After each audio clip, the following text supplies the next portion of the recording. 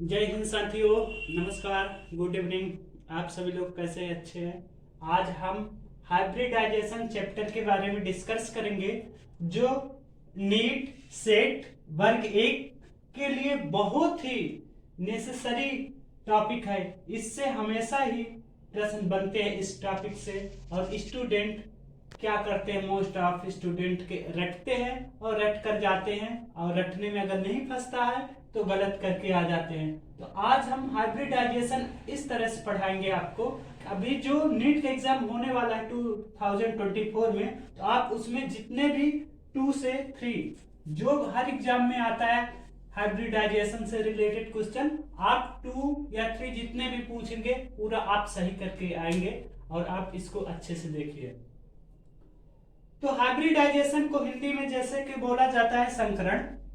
According to VVT theory, मतलब valence bond theory के अनुसार, संयोजकता बंध सिद्धांत के अनुसार कुछ इसके पॉइंट दिए गए हैं। उस पॉइंट के बारे में पहले हम बात करेंगे, फिर इसके बाद हाइब्रिडाइजेशन कौन कौन से प्रकार के होते हैं उसको देखेंगे। और हाइब्रिडाइजेशन आपको मैं बता दूं कि हाइब्रिडाइजेशन जो आप पढ़ेंगे, तो एक तो केमिकल बॉन्डिंग में पढ़ते हैं, और दूसरा कहां पढ़ेंगे, कोऑर्डिनेशन केमिस्ट्री में।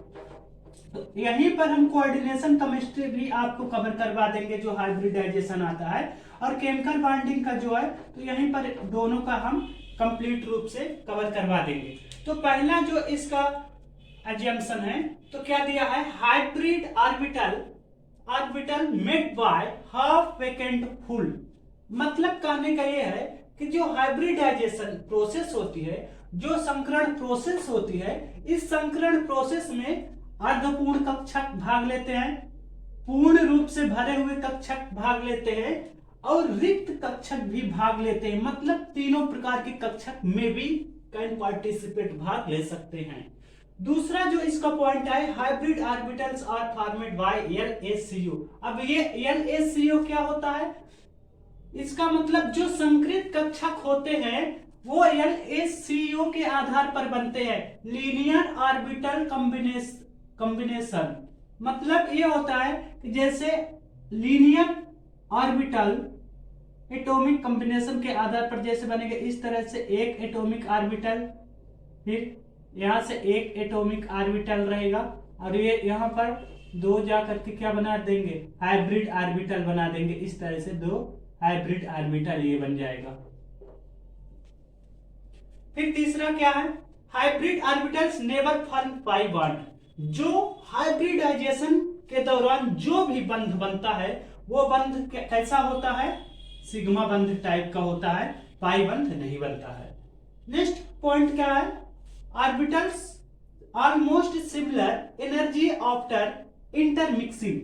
जो भी कक्षक बनते हैं किसके दौरान, हाइब्रिडाइजेशन प्रोसेस के दौरान जो भी कक्षक बनते हैं, उन सभी कक्षक की जो होती है तो समान ऊर्जा होती है। एनर्जी लेवल क्या होता है, इक्वल होता है, समान होता है। नेक्स्ट है, इट इज हाइपोथेटिकल फिनोमेना। जो हाइब्रिडाइजेशन होता है यह एक काल्पनिक घटना है। कैसी घटना है, यह एक काल्पनिक घटना है। नेक्स्ट है, गिवन बाय पाउलिंग।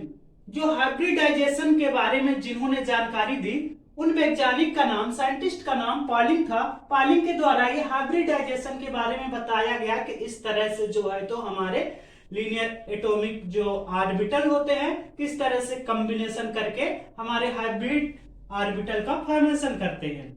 नेक्स्ट है, in molecules geometry consider only bonded electron. जो हाइब्रिडाइजेशन हम पढ़ते हैं, इस हाइब्रिडाइजेशन में जो भी अणु होता है, उस अणु के किसके बारे में, ज्यामिति के बारे में हम देखते हैं कि इनकी ज्यामिति कैसी है, किस प्रकार से है। तो हम यहां से कंप्लीट रूप दोनों में देखेंगे, दोनों को एक साथ लेकर चलेंगे। केमिकल बॉन्डिंग में भी हाइब्रिडाइजेशन पूछा जाता है, और कोऑर्डिनेशन केमिस्ट्री में भी हाइब्रिडाइजेशन पूछा जाता है। तो दोनों को लेकर के हम साथ में यहीं पर चलेंगे। तब तक आप लोग इसका स्क्रीनशॉट ले लीजिए। इसके बाद हम देखते हैं कि कौन कौन से प्रकार होते हैं हाइब्रिडाइजेशन के। अब हम सबसे पहले बात करेंगे हाइब्रिडाइजेशन में sp हाइब्रिडाइजेशन की। तो sp हाइब्रिडाइजेशन की अगर हम बात कर रहे हैं, तो यहाँ से आप लोग देख लीजिए, ये बॉन्ड पेयर है, ये लोन पेयर है। बीपी का मतलब होता है बॉन्ड पेयर, एलपी का मतलब होता है लोन पेयर।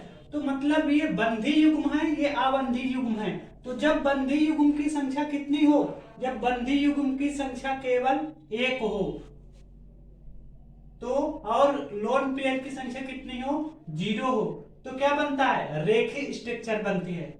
माफ कीजिएगा, यहाँ पर बंधी की संख्या कितनी होनी चाहिए, 2 होनी चाहिए। तो क्या बनता है, लीनियर बनता है। और इसके लिए जो CO2 और BeCl2 एग्जाम्पल होते हैं। अब दूसरा बात कर लेते हैं sp2। अब sp2 यहां से क्वेश्चन बहुत बनते हैं, नीट एग्जाम में, वर्ग 1 में और सेट में भी बनते हैं। तो अब अगर टोटल नंबर आप इसकी बात करेंगे 3 रहेगा। कितना टोटल संख्या रहेगा, 3। अब 3 कैसे होता है ये हम आपको बता दे रहे हैं। एक तो s रहेगा प्लस 2p रहेगा, तो 2 1 कितना होता है, 3 होता है। तो इसकी टोटल संख्या 3 होती है, जो यहाँ दर्शाई गई है। इसी तरह से आप सभी में जोड़ सकते हैं, एक s है प्लस 3p, 3 और 1 4, तो इसकी नंबर आप संख्या 4 होनी चाहिए। अब देखते हैं किस प्रकार से होता है। अब अगर मान लीजिए 3 क्या है, बॉन्ड पेयर है और लोन पेयर की संख्या 0 है, तो जो मॉलिक्यूल रहेगा उस मॉलिक्यूल की जो ज्योमेट्री रहेगी ट्राइगोनल रहेगी, त्रिभुजी रहेगी। इसके एग्जांपल देख लेते हैं, BCl3, ACl3। अगर इस तरह के जो भी एग्जांपल आएंगे वो सभी किसके अंतर्गत आएंगे, sp2 हाइब्रिडाइजेशन में आएंगे।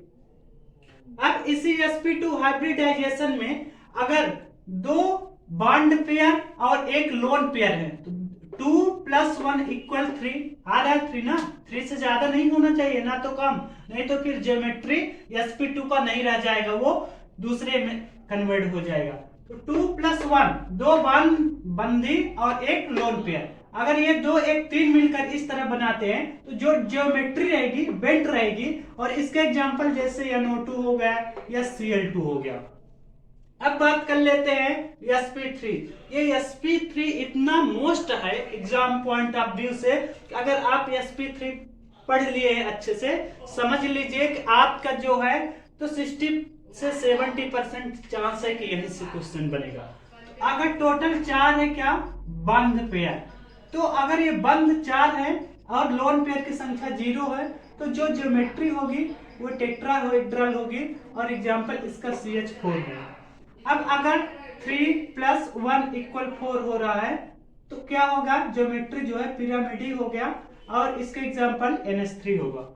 अब अगर इसी तरह से 2 बंध और 2 लोन पेयर, 2 और 2 बराबर कितने होंगे, 4 होंगे, तो V शेप्ड होगा जो ज्योमेट्री होगी मॉलिक्यूल की। इसका एग्जांपल हमारा क्या है, H2O है। अब sp3d की बात कर लेते हैं। इसमें क्या होगा, एक S + 3p + 1d बराबर टोटल कितना आएगा, 5 आएगा। तो अब अगर 5 टोटल बंधी इलेक्ट्रॉन है और लोन पेयर 0 है, तो इसकी जो ज्योमेट्री होगी अणु की ट्राइगोनल बाइपिरामिडल होगी। इसका एग्जांपल PCl5 है। अब अगर 4 बॉन्ड पेयर है और एक लोन पेयर, 4 और 5 इस तरह से बनते हैं, तो जो ज्योमेट्री होगी अणु की सीसा होगी और इसी सीसा को के शेप्ड भी कहा जाता है। इसका एग्जांपल SF4 है। अब अगर यहीं पर 3 बॉन्ड पेयर और 2 लोन पेयर, 3 + 2 = 5, अगर इस कंडीशन में है, तो जो ज्योमेट्री होगी तो क्या होगी, टी शेप्ड होगी और इसका एग्जांपल TlF3 होता है।